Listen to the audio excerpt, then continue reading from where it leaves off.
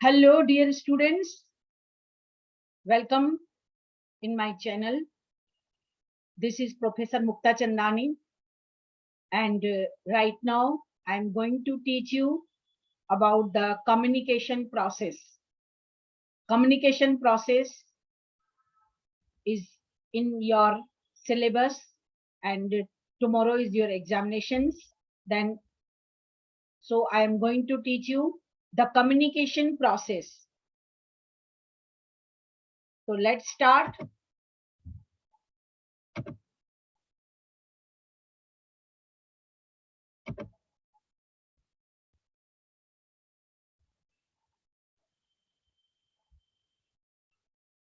Communication, the process of communication.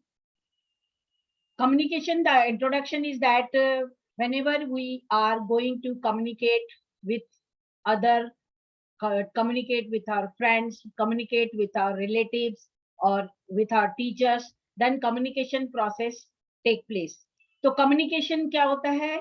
जब हम कहीं सोसाइटी में कहीं किसी फीलिंग्स को, इमोशंस को, रिएक्शंस को, फैक्ट्स को सब शेयर करते हैं अपने दोस्तों के साथ, अपने रिलेटिव के साथ, अपने टीचर्स के साथ, उस समय कम्युनिकेशन प्रोसेस टेक प्लेस. उस समय कम्युनिकेशन प्रोसेस कैसे होता है हम ये पढ़ेंगे. Communication definition of communication is that communication is an exchange of facts, ideas, opinions or emotions by two or more persons. तो कम्युनिकेशन का एक definition, you have to present one, at least one definition, the communication process. Then next slide is here it is the diagram, the process of communication with diagram. Here the sender must be there. एक sender का होना आवश्यक है. Sender encode करेगा, यानी कि कोई भी मैसेज को समझेगा, अंडरस्टैंड करेगा. सिग्नल यानी कि किसी चैनल के द्वारा वो रिसीवर को सेंड करेगा, रिसीवर उसको डिकोड करेगा और डिकोड करने के बाद मैसेज को coding of the message, then it is going to the public, then decode of the message, and then again the receiver send the message to the sender. So this is the total communication process. Communication process, this is the signal and decoder and then the receiver. All these things take place when the process of communication is held. Then next slide is, here it is the elements of communication. The sender must be there. एक sender का होना आवश्यक है. Message यानी कि subject matter का होना आवश्यक है. देन सब्जेक्ट मैटर को इनकोड करेगा सेंडर, रिसीवर के पास सेंड करेगा चैनल के द्वारा, और चैनल में जब वो चैनल के द्वारा जाएगा तो वो रिसीवर के पास डिकोडिंग होगा, यानी रिसीवर उसको अंडरस्टैंड करेगा और फिर बाद में फीडबैक देने के बाद वापस सेंडर के पास मैसेज को सेंड करेगा. Then communication process is concerned with the sharing and understanding of information.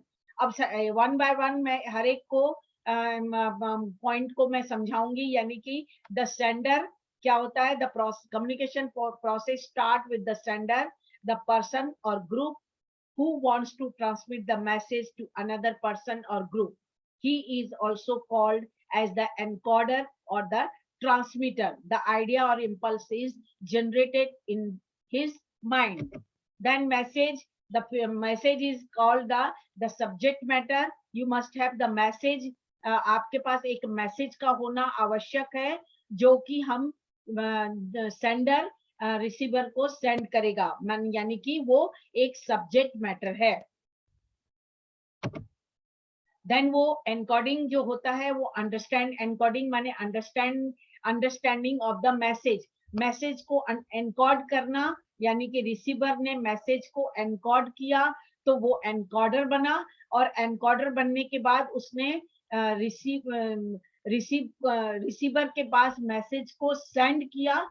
तो जब रिसीवर के पास मैसेज जाएगा तो रिसीवर उस समय डिकोडर यानी कि मैसेज को डिकोड करेगा, यानी कि समझेगा, और फिर जब वो वापस सेंडर के पास मैसेज को भेजेगा उस समय वो एनकोडर बन जाएगा और फिर उस समय सेंडर डिकोडर बन जाएगा. Then next slide is here. It is the understanding of encoding decoding process. All these things takes place with encoding and decoding. All continuous messages sending and receiving, encoding and decoding of the messages take place in the process of communication. Then channel or medium is the method or vehicle used to transmit the message. For business communication, commonly used channels are telephones, letters, reports, memos, speeches, emails. All these things are the channels of communication. यानी कि इन सब channels के द्वारा हम telephone के द्वारा या letter लिखकर या रिपोर्ट के द्वारा या स्पीच के द्वारा, ईमेल्स के द्वारा हम मैसेज को सेंड करते हैं रिसीवर के पास. Then receiver आ गया. The receiver, the person or the group who perceive the message and attach some meaning to the message is the receiver.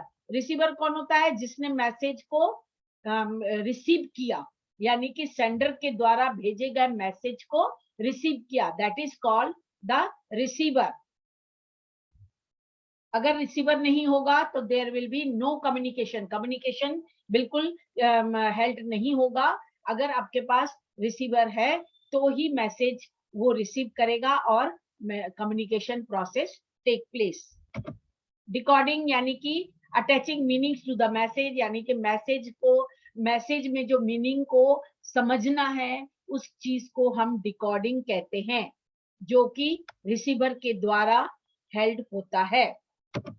Then feedback is the reversal of the communication process, यानी कि response of the communication process in which the receiver expresses the response to the sender. और sender के पास message को send करेगा, यानी कि वो समझने के बाद मैसेज को रिस्पॉन्स करेगा, तो that is called the feedback.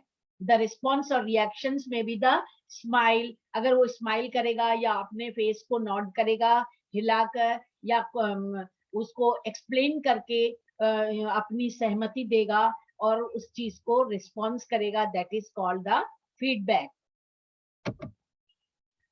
तो आप लोगों ने सारी चीजों को समझ लिया, प्रोसेस ऑफ कम्युनिकेशन को अंडरस्टैंड कर लिया. तो thank you for watching and all the best for your examination. Thank you.